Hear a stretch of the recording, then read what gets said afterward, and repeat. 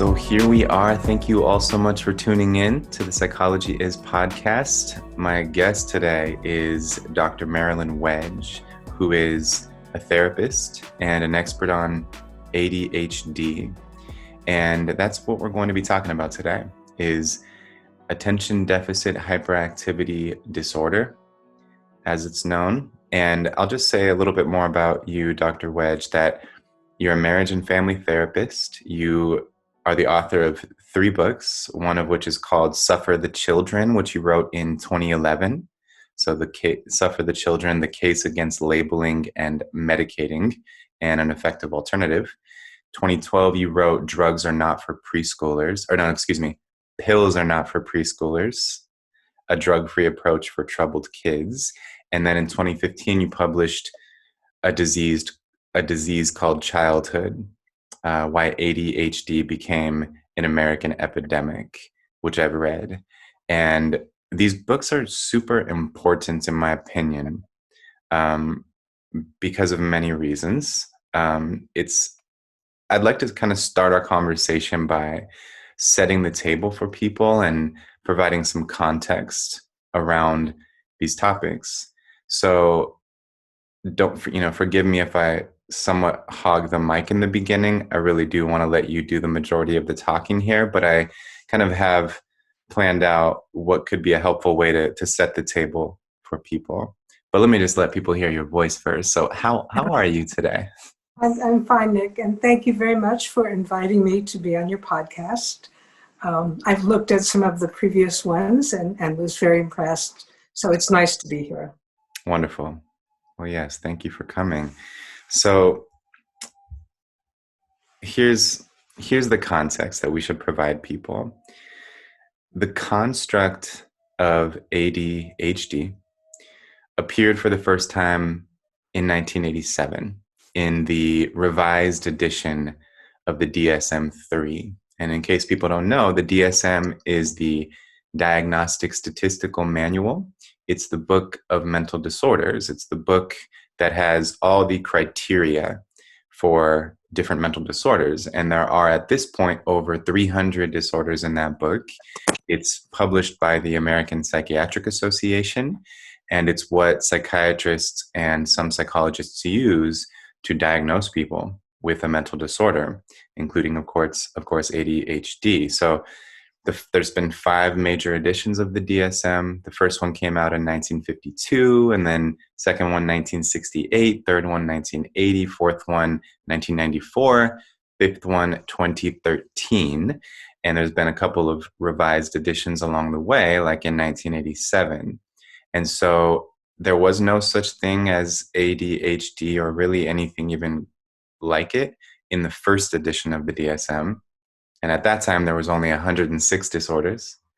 In the second edition, there was something known as hyperkinetic impulsive disorder, which was kind of what would eventually become ADHD. In 1980, with the DSM-3, there was ADD, attention deficit disorder. And then during the next 7 years, the APA generally agreed that hyperactivity is inherent in this condition. And so in 1987, the published DSM-3 revised edition included, for the first time, ADHD. So that's kind of the evolution of the construct. And then, of course, it has been part of the DSM-4 and 5 with tweaks in terms of its criteria. But I guess the consistent criteria for this condition was what's described as hyperactivity, inattention, and impulsiveness. Those are kind of the distinguishing features of the condition. And throughout the late 80s and 90s, there was a relatively steady increase in the diagnosis of this condition. But then for the last 20 years, it's been a dramatic rise in the diagnosis of ADHD, and it's now one of the most commonly diagnosed conditions for children. So you've been very critical of the rapid rise of diagnosing kids with ADHD, and you've really carefully deconstructed the construct of ADHD, and you've talked a lot about the problems that come along with understanding children's behavior in this way as a pathological condition, and some of the problems that come along with labeling kids and the stigmatization that can bring with it. So the last thing I'll say before I let you talk again is what the criteria are. I think it's really important that people understand how this diagnosis is made precisely, like what it says in the DSM-5, what your psychiatrist is looking at when they diagnose you with this condition. So the criteria are as follows. For children, I think it's under the age of 16 or 17, you have to have 5 or more symptoms presenting for at least 6 months in at least 2 different settings from these 2 categories here. So again, you have to be presenting 5 or more symptoms from the inattention category, and 5 or more symptoms from the hyperactivity category. And again, they have to be presenting for at least 6 months in at least 2 different settings. So there are 9 criteria in the inattention category.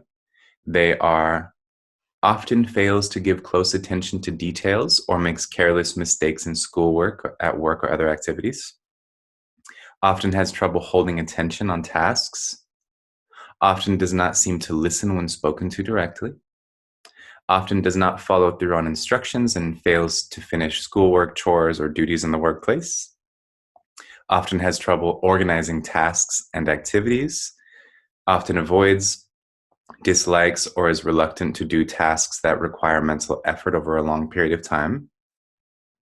Often loses things necessary for tasks and activities, is often easily distracted, and is often forgetful in daily activities. So those are the 9 symptoms within the category of inattention. Okay. And then under the category of hyperactivity, here are the symptoms: often fidgets with or taps hands and feet or squirms in seat.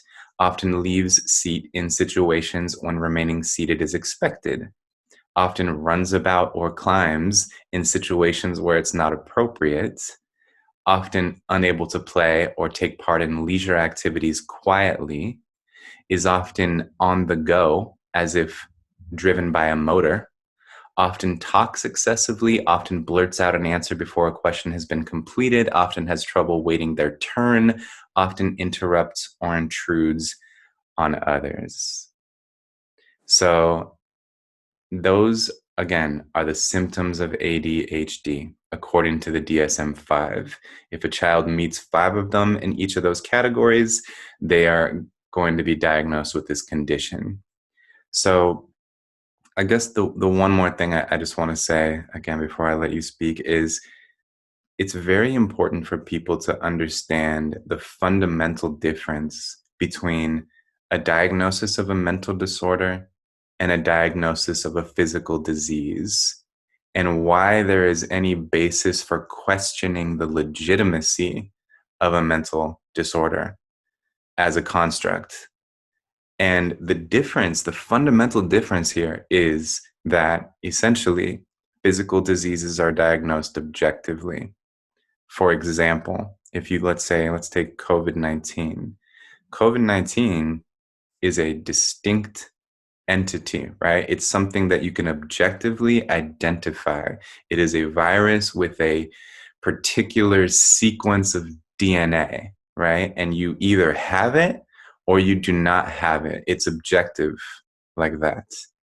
But mental disorders are not distinct and objective like that is. And so when you hear me say the word often for all these symptoms, that's not a very medical term in a sense. Like, what do we mean exactly by often? That's open to interpretation.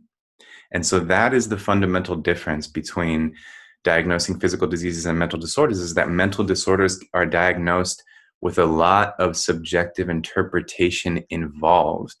And that goes into the very writing up and like constructing of the concept of ADHD, right? Like, why is it that these kids have to meet 5 and why not 6 and why not 4? It's just kind of something that the committee votes on. And then when it comes to observing their behavior, that is very much so a subjective interpretation about whether they're meeting these symptoms. So just in case people had not really had that articulated to them before, I thought it would be important to say that. And that's why it's totally understandable that so many people question whether these diagnoses are even legitimate. So now that I've spoken for many minutes here, I want to ask you, what is your assessment of the legitimacy of ADHD? Well, you've really presented all the basics here. In using the word construct as opposed to a legitimate disease, that all the difference lies there. Let's talk about COVID. In COVID, you can take a test. There's various kinds of tests. There's a nasal swab. There's a saliva test. There's even a blood test. And you can test whether a person has COVID-19 or not. In the case of ADHD and all of the other constructs in the DSM, apart from the true biological disorders like epilepsy, which you can test for, or Down syndrome, which there is a chromosome biological test for, you can't test for ADHD. There's no biological marker. You can't take a blood test or a saliva test or a nasal swab or any of the kinds of tests that you can take for COVID or bronchitis or diabetes. So that is the essence of the difference between ADHD and what all medical researchers and doctors would agree is a true disease. Mm. And even to drive this home, even the author, the lead author of the DSM-4, Dr. Alan Francis, said at a conference which I attended in Los Angeles that these diagnoses in the DSM-4 and other DSMs after DSM-3 were not meant to be referring to diseases. They were social constructions. So here you have the author of the DSM-4 saying they were never meant to be diseases. They were meant to be social constructions. And they didn't say that at the time. At the time, along with pharmaceutical marketing, they were presented as real diseases. So I agree with Dr. Francis on this one thing only, that they are the diagnoses since the DSM-3, they are social constructions, not true diseases. And as you pointed out previously in the DSM-2, what we now call behaviors that look like ADHD were called hyperkinetic reactions of childhood. They were considered reactions to stressors in the child's environment. In 1980, the DSM-3 changed the whole perception of mental illness. And this was really a revolt against psychoanalysis, Freudian psychoanalysis, which had been the dominant narrative in the field of psychiatry.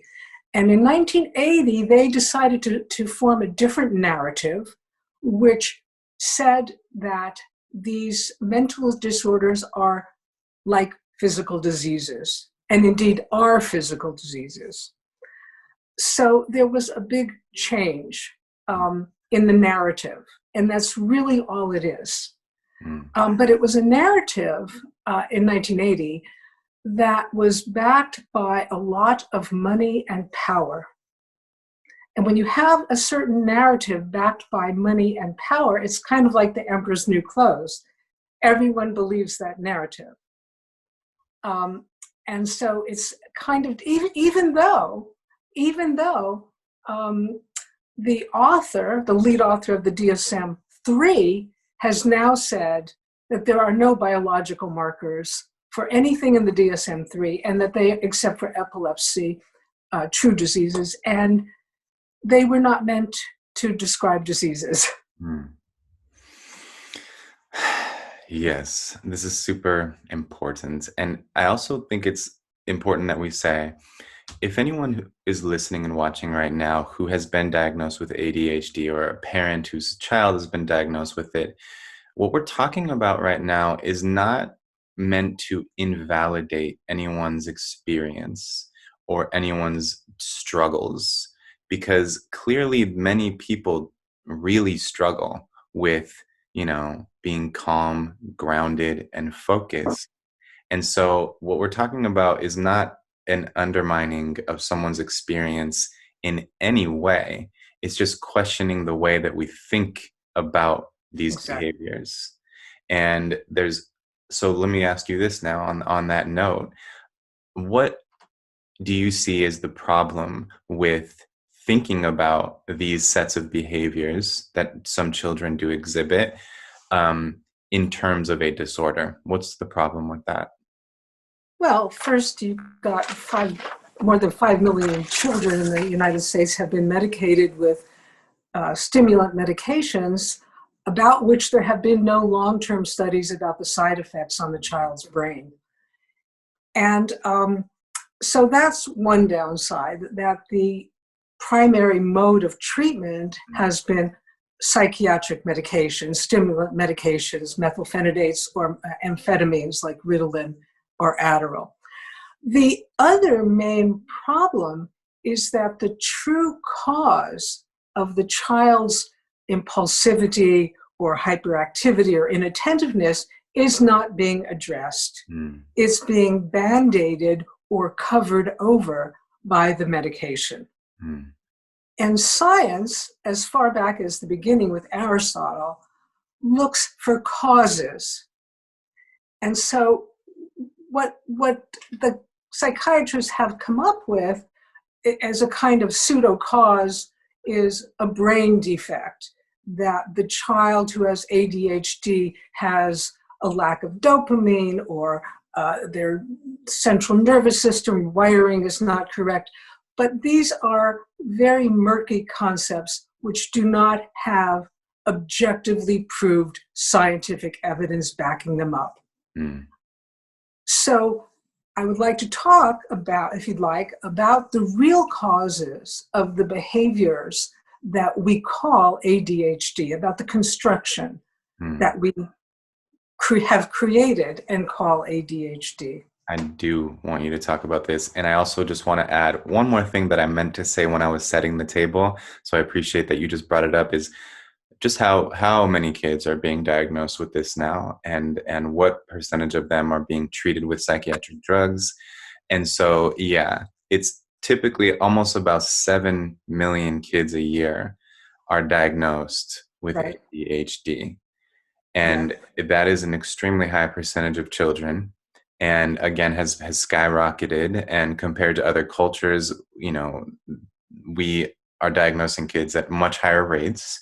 Now, some people interpret that as, well, we just do a better job of like catching it.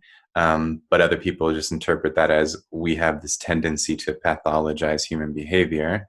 And typically the numbers are over 70% of kids who are diagnosed with this are prescribed a psychiatric drug. And I just want what you said to really sink into people who are listening right now. We do not have long-term studies for, like what I often say, and like I recently spoke with the journalist Robert Whitaker, and I think the way to think of it is there's a huge discrepancy between evidence and practice with psychiatric drugs. The evidence will say one thing, like that it's relatively safe and effective for 6 months. But then the way in which these drugs are used in practice is like, kids are told literally, you need to be on this for the rest of your life. And I know many people now as a professor who are in my classes in their early 20s and have been taking Ritalin or Adderall since they were 8 years old. And they can't imagine not taking it anymore, and they have no plans to cease using it.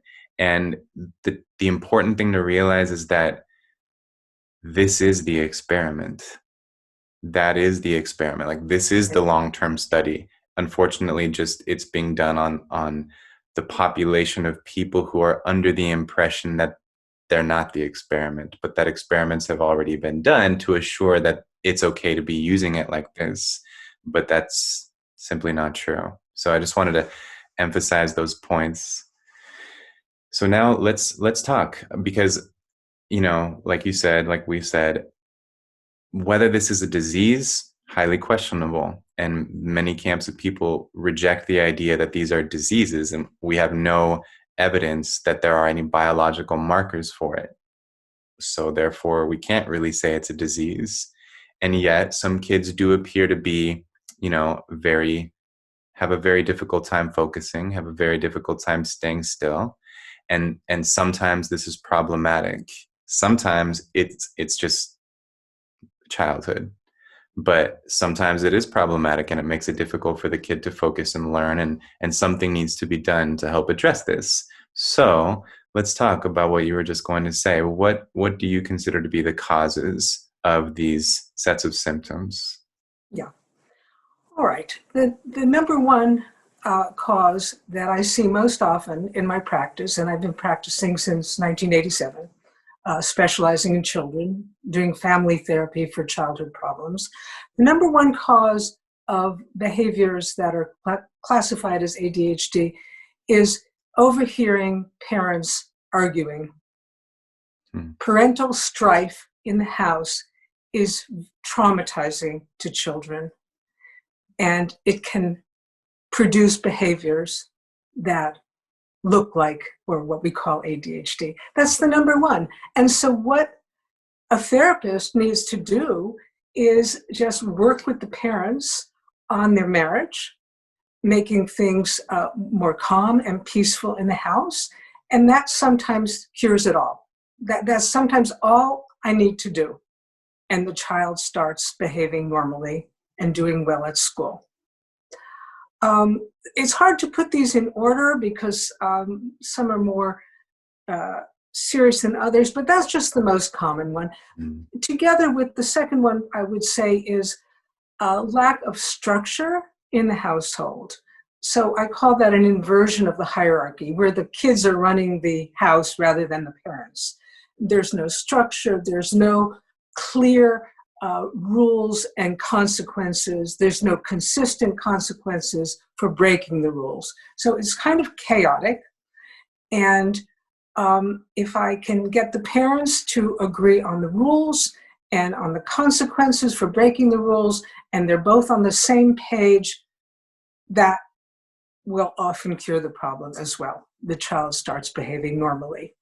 So those are the first two things that I try. After ruling out, of course, the most serious cause, and this is children who are being abused or molested in the home. These children have symptoms of inattentiveness, hyperactivity, and impulsivity. And the tragic thing is they are often misdiagnosed with ADHD and medicated to keep them quiet. So this I have personal experience with. When I was a young therapist in a low-cost treatment center, I saw little children who have been abused and who were diagnosed by the on-staff psychiatrist with ADHD and medicated. And it was heartbreaking and tragic. I'll just quote a couple of experts. Bruce Perry, who works with children in Texas, he estimates about 800,000 American children each year are victims of child sexual abuse. Dr. Bessel van der Kolk, European psychiatrist, he also works with PTSD and abused children. He estimates that 1 million children in this country are each year diagnosed with ADHD when the real problem was sexual abuse. So that is sobering. And that is really, I think, the worst thing. Now, your listeners probably don't fit into that category. I'm hoping that they don't. So let's go back to the more everyday run-of-the-mill causes of what I see in my office. Overexposure to electronic screens, especially fast-paced games, fast-paced TV shows. There has been research on this from the University of Washington in Seattle.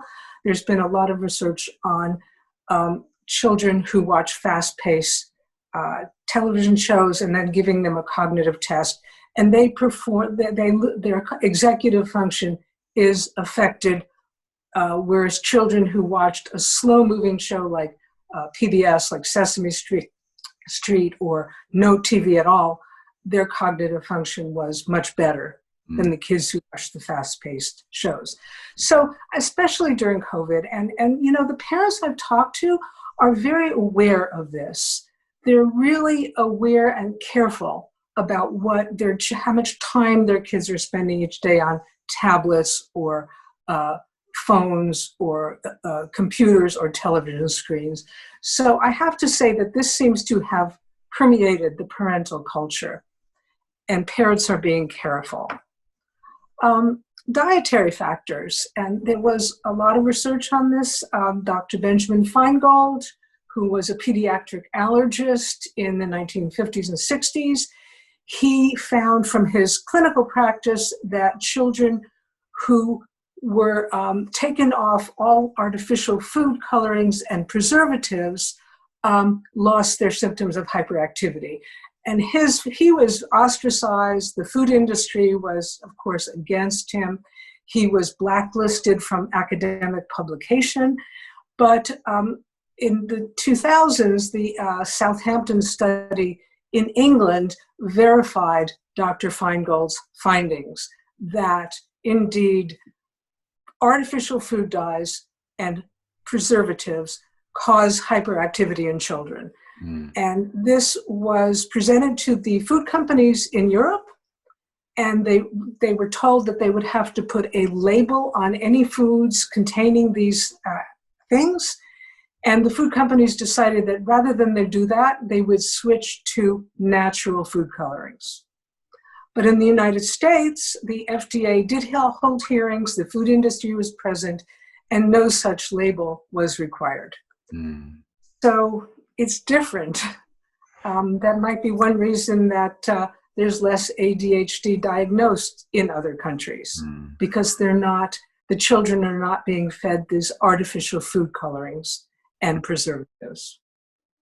One thing that's so interesting, if I may jump in really quick, is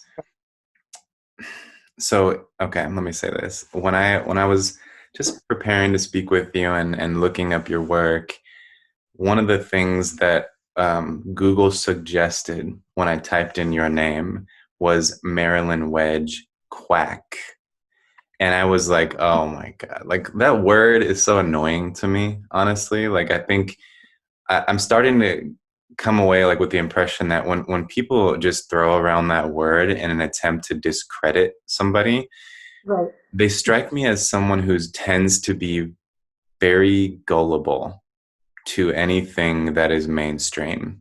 And I know I hate to say it, like I don't mean to, I don't know, speak badly upon anybody, but it's just such a lazy way to attempt to discredit somebody, just call them a quack and dismiss everything they have to say instead of critically picking apart every single point in their argument, which is the right way to do it. But it's just, so the reason I brought that up is like, there are people who would dismiss the idea that these symptoms are potentially caused by like food dye and dietary factors. And when a kid eats a donut and drinks a Capri Sun and then goes to school and is asked to sit down for 2 hours before recess and the kid can't focus, people are like, no, don't try to suggest that it's just their diet. That's silly. Obviously, there's a brain disorder here. And it's just really ridiculous the way that we dismiss legitimate arguments and potential causes like this, especially when there's evidence for it. So Yeah, just wanted to emphasize that, and just emphasize that we should take this very seriously. I mean, this is a legitimate, and as you're talking, people can hear that the cause is also obviously associated with the solution, because if you identify the cause, you kind of have a solution here, which is remove the cause or address Right. the cause. Right. So Right. go on. I think you were going to bring up. Can I tell a personal story about the word quack? Because I think Please, this is wonderful. please. One of our very dear family friends is a physician, an orthopedic surgeon, and we love him dearly. He's been a very good friend to us. Um, I had at one point in my life an autoimmune disease, which an endocrinologist said that the only cure for it was to remove my thyroid, to kill my thyroid. I went to another endocrinologist who thinks in a different narrative, who has a different narrative, and he put me on a very strict diet. No grain, no alcohol, no caffeine, no fish, no sugar, Okay. and gave me a lot of vitamin D. And in 2 years, my autoimmune disease was cured and I kept my thyroid.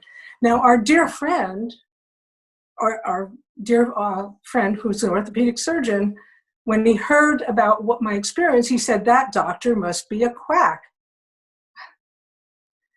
And here I am, living proof of the fact that with diet and, it wasn't easy, but doing a lot of work, I was able to, he was able to help me cure my autoimmune disease. Mm. But mainstream medicine calls him a quack. Even though he was a professor of medicine at UCLA at one time, and then left because he didn't want to teach the main narrative, the mainstream narrative. So you can call me a quack, but I'm in good company. Yes. And I agree. It's if people don't look into the situation clearly, then it's easy to say that that doesn't work. It's a quack. Because I'll tell you what, doing what I'm suggesting, addressing the causes that I'm suggesting, takes more work on the part of parents than giving their child a pill. And just as my being healed from an autoimmune disease, it took a lot of work. It took meditation twice a day. It took following a rigorous dietary schedule, but it was worth it. So I think giving a pill is easy, and doing the real work of removing the cause of the child's distress is not so easy. And I think that's one reason that the mainstream narrative has been swallowed. Well said. I have a good example of that. I had a session on Saturday. It was kind of an emergency session. And a 16-year-old had been diagnosed. He had been sent off to a treatment center and diagnosed with ADHD and depression and this and that. And the psychiatrist wanted to prescribe medication. Pretty heavy medications, a cocktail. And in family therapy, the parents said, well, we just are very concerned about what the pot, the marijuana you've been smoking, what effect that's going to have on your brain. And the kid, who's 16, turned to the parents, and I wish I'd recorded this. He said, you're worried about what pot will do to my brain and not these psychiatric medications? But a 6-year-old can't say that. Right. A 6-year-old can't say, oh, mommy, do you know what these pills are going to do to my brain? A 16-year-old can be aware, but a 5-year-old, and there's two, I have the number here about how many children under the age of 5. So 388 million children under the age of 5 are diagnosed with ADHD, and many of them are medicated. The child can't research what the medication is going to do to them. He can't say, mommy, let's try something else. The child takes the pill. He trusts his parents. Mm. So I think that is one big thing, that it's almost a denial of a kid's human rights to have medication forced on them when Mm. they can't make an informed decision. Mm.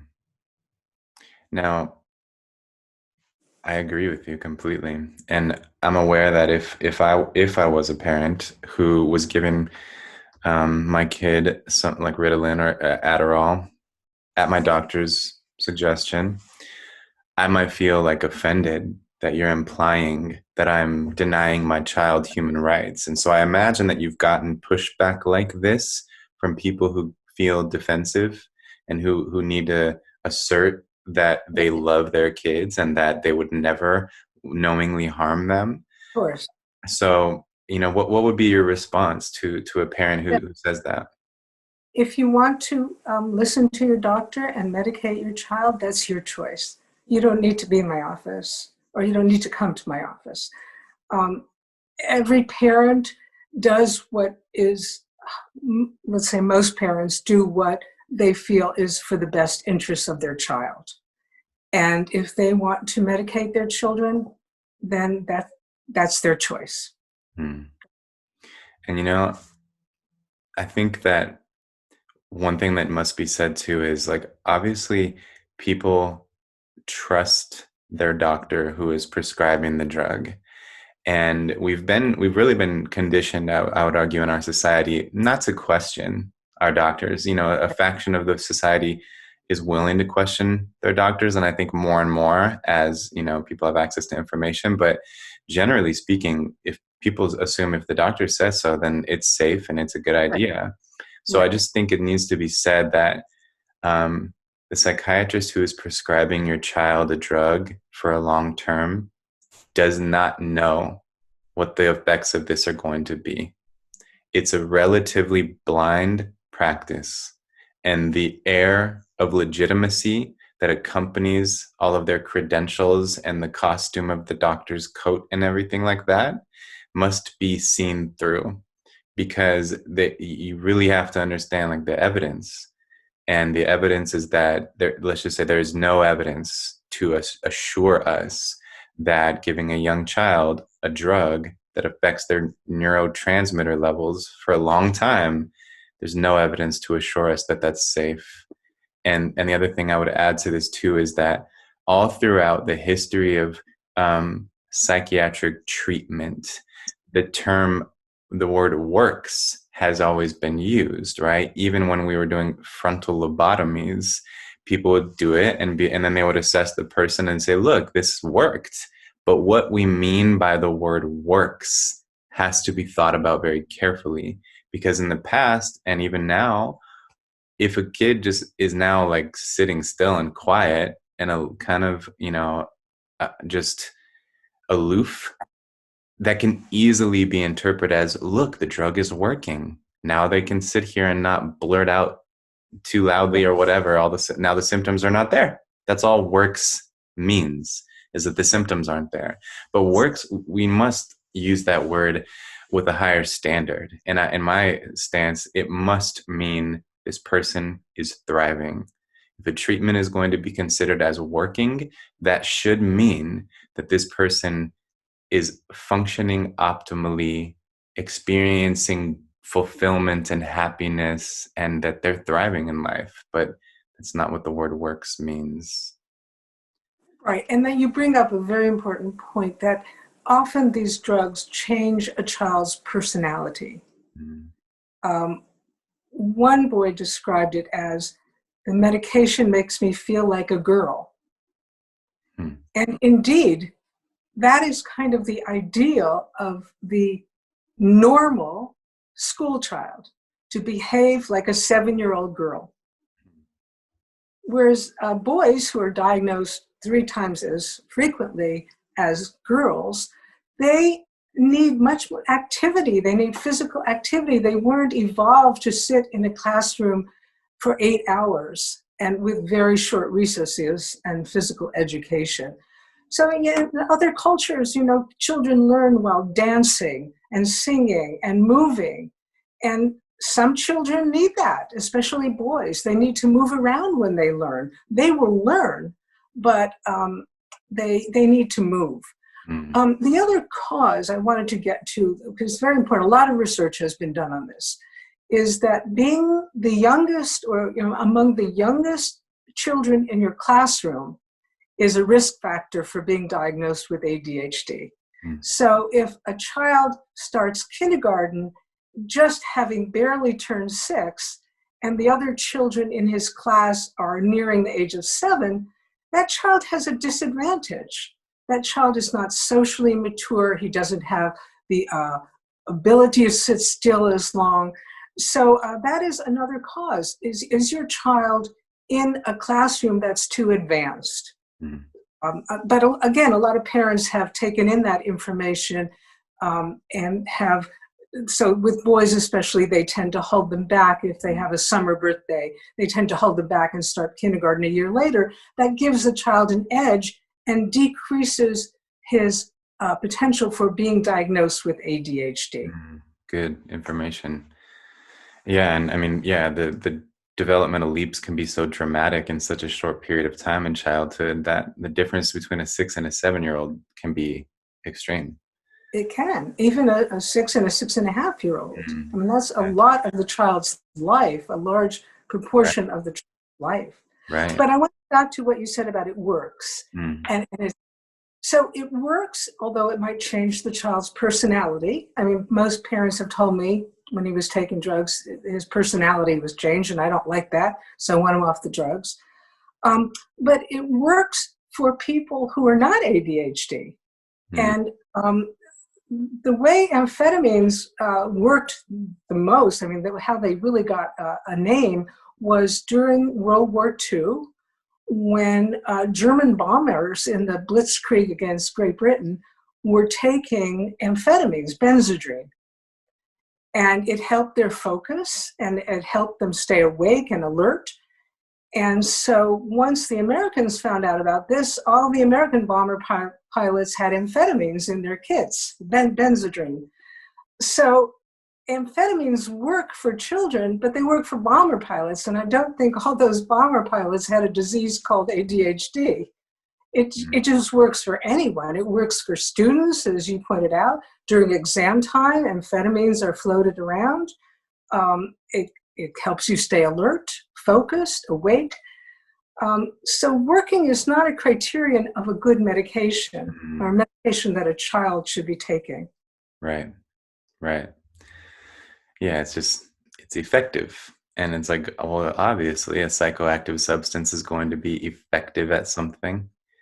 So you've laid out potential causes that come from what I think are like the 3 big buckets of influences on human behavior, which are the biological, the psychological, and the environmental. And, people use the term more often now that we are biopsychosocial organisms.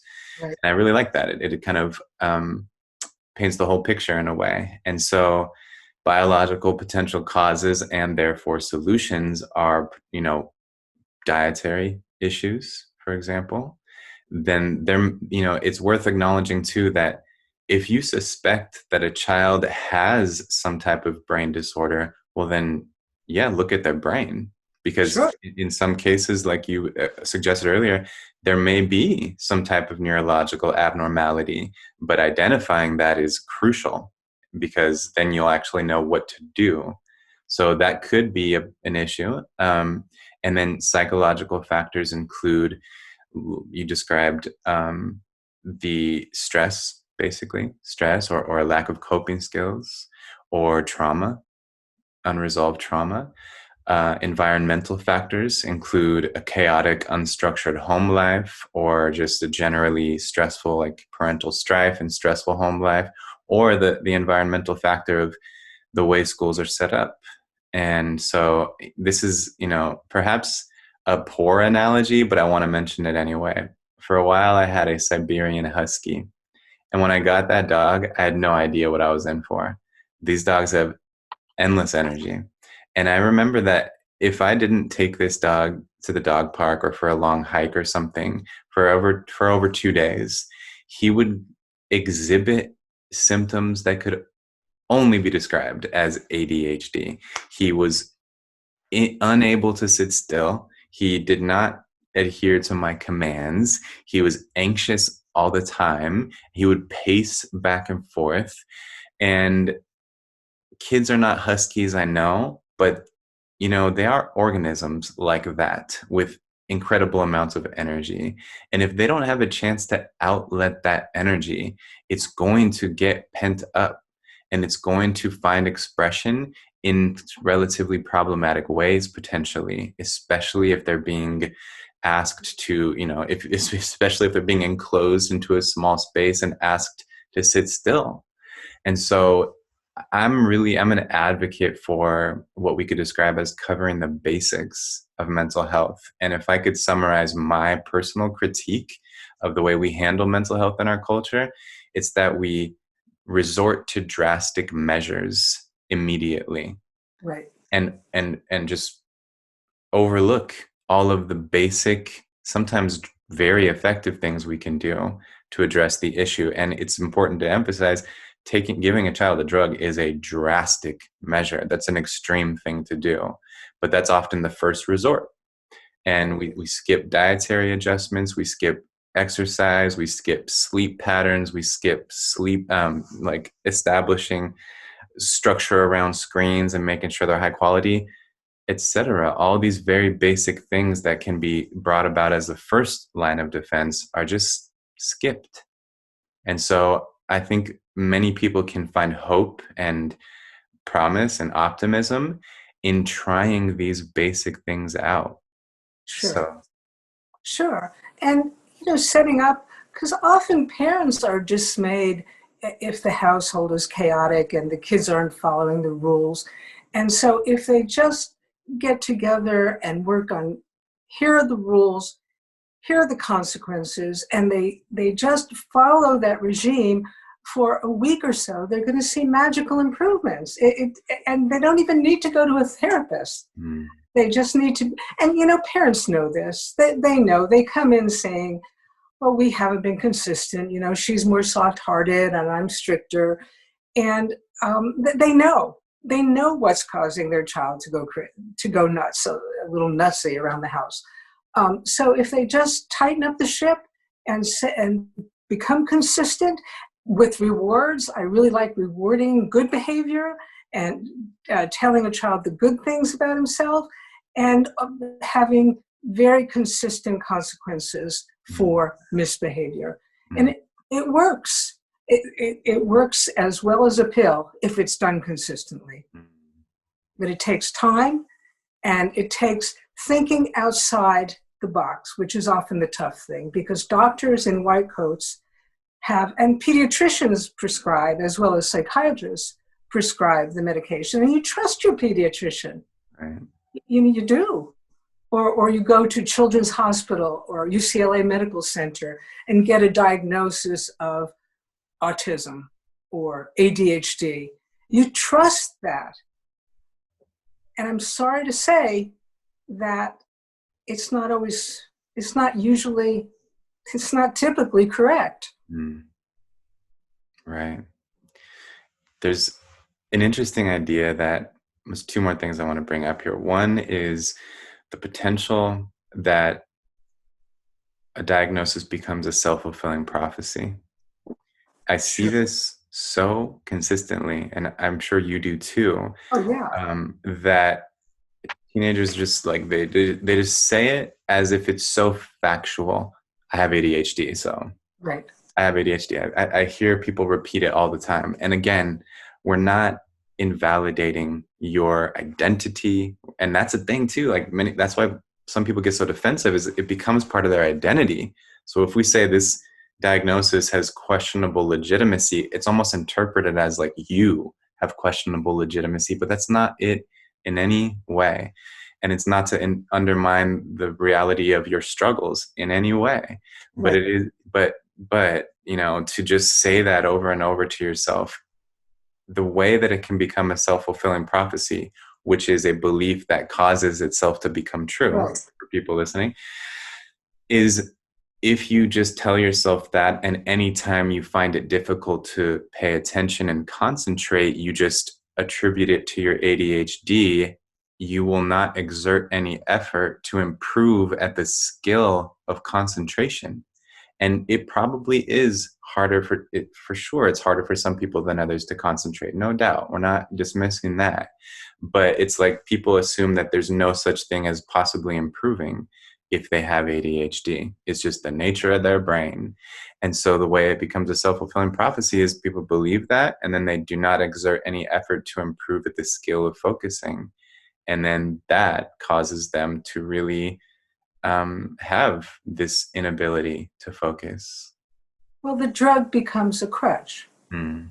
They can't, they have to get their meds in order to focus, and that if they believe in their mind that they can't focus without their meds, then they will feel that way.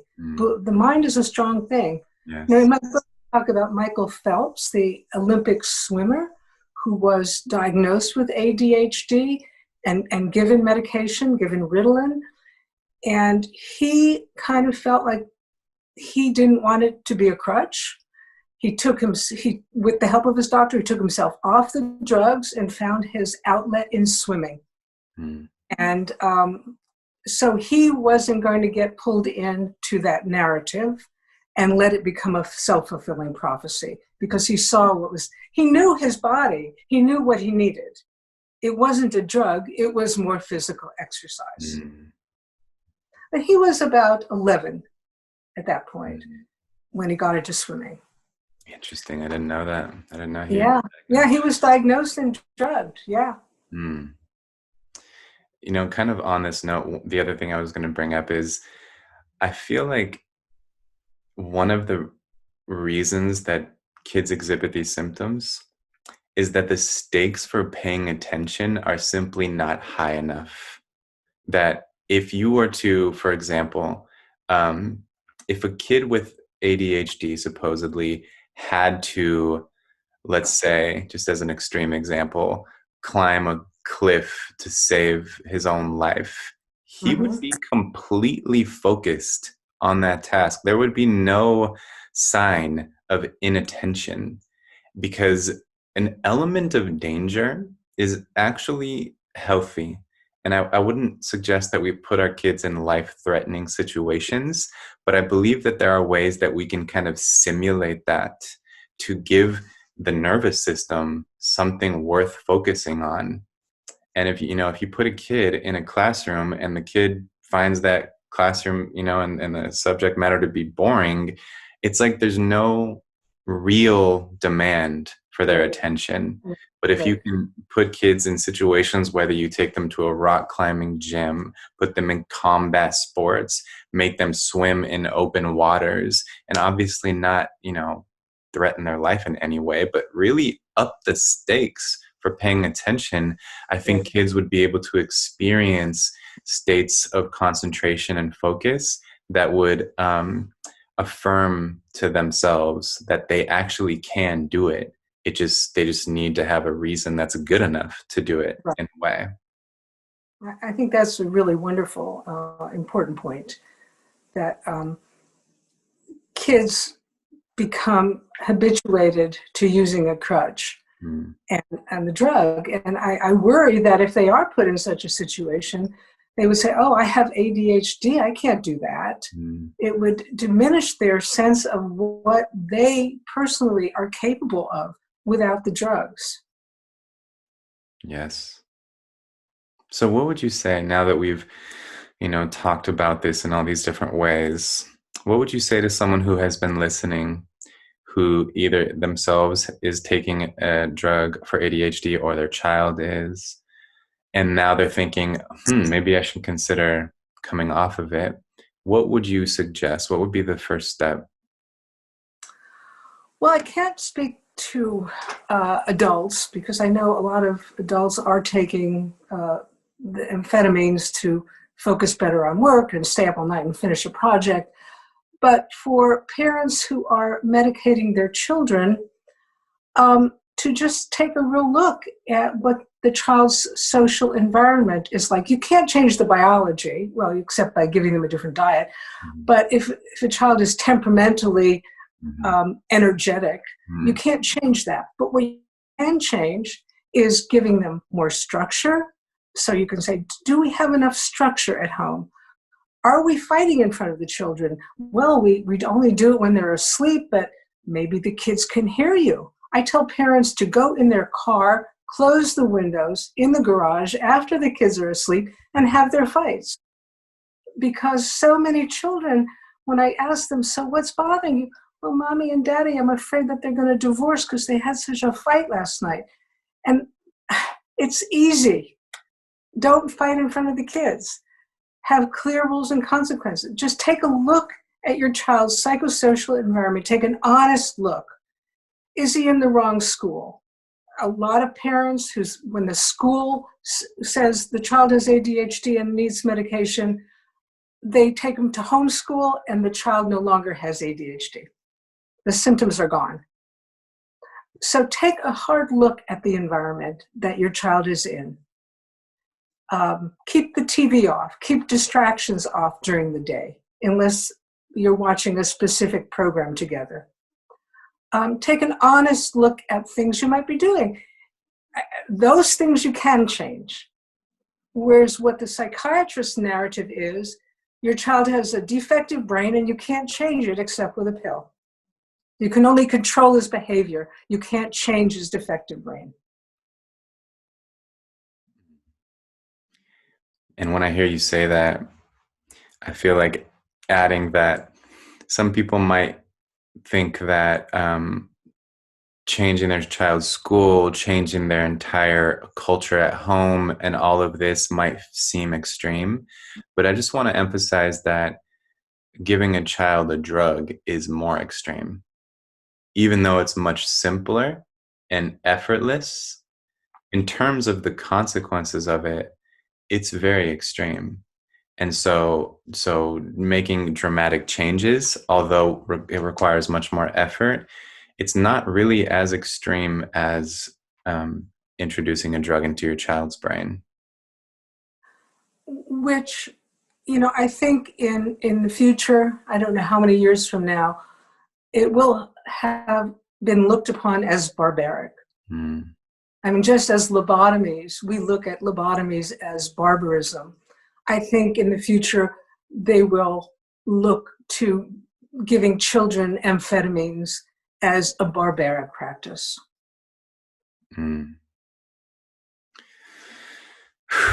It's heavy, but I think you're right. And I feel like I've said it many times in this conversation, but I just want to say again to parents who are listening, like, we respect you. We respect your parenting. We know you love your child.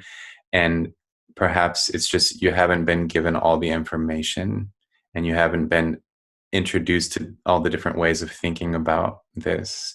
So I think my intention, bringing you on today and having this conversation and putting it out for the world is to just offer new ways of thinking about this situation and other possible solutions. And none of this has been meant to, undermine the quality of your parenting or anything like that. No, you just trust your doctors. We have to trust our doctors, but we also have to seek second and third opinions. If I didn't, I wouldn't have a thyroid. I wouldn't. But you have to trust your doctors and look and use your common sense and look for all the options. And what's interesting too is the trustworthiness of doctors, in my view, is actually not the same for all types of doctors, and particularly psychiatrists. And like, no disrespect to psychiatrists. I have colleagues who are psychiatrists. I know they're very smart people, but just the nature of the field of psychiatry is just fundamentally different than other branches of medicine. And so when your doctor says you've tested positive for COVID-19, you can really trust that. And yet when your psychiatrist says you positively have ADHD, that's just not as trustworthy of a statement. So I agree that it's important to trust your doctors and to remember that psychiatry is a unique branch of medicine in many ways. And the whole history of psychiatry has been really marked by crises of legitimacy and them doing these treatments that were just clearly barbaric, like you said, or at best ineffective. And so, yeah, just the trustworthiness of the practice of psychiatry is at a lower grade than other branches of medicine, in my opinion. Well, not just your opinion. Mm. There's a great paper written, Lies, Damn Lies, and Medical Science. And the medical science referred to is basically psychiatry. So, Can you say the name of that again? Lies, Damn Lies, and Medical Science. Well, that's actually one paper. There's another one which I could tell you privately. It's by the other paper. I think it's called Why You Can't Trust Published Medical Research. That's by John Ioannidis, Stanford professor Ioannidis. And what he talks about is confirmation bias, which I know you're familiar with. That in the field of where there's a lot of money at stake, and with psychiatric drugs there is, and especially in the field of molecular biology, which researchers in psychiatric illnesses tend to be, there's a lot of confirmation bias, like 95% confirmation bias. So not lies, damn lies in medical science. That's how I think about it. You got to do your own work. I mean, if a doctor says you have a serious illness, you're going to ask another doctor, right? You're going to get a second opinion. And if it requires extreme measures, you're going to get a second opinion. Right. Or a third opinion. And maybe one of those opinions will be outside the main narrative and will suggest that vitamin D can help your immune system, whereas your regular doctor wouldn't prescribe it necessarily. Right. But another doctor might say, yeah, I want you to take 5,000 international units of vitamin D a day. That's, you just have to get different opinions, think outside the box, especially where it comes to psychiatry. Exactly. Well, you're doing great work in the world with the books you write and with the therapy that you offer people. And I really respect and appreciate your work, and have been a little bit surprised at some of like the calling you a quack and things like that, some of the pushback against your work. So, but my assessment is that in many cases, I sense, after reading a few articles, that some of the pushback is coming from a place of defensiveness. And so I just think you've taken a relatively bold stance, but one with firm footing. And so I appreciate that you're willing to be critical of common beliefs, and that you are like in practice and very practical and helping people very directly. So thank you so much, Dr. Wedge, for all the work you're doing and for joining me today. It's really been a pleasure to be with you. All right. Well, thank you everyone who's been listening and watching for listening all the way through. And let's stay connected, Dr. Wedge. Okay. Take care. You too. If you like this video and you want to see more, please subscribe.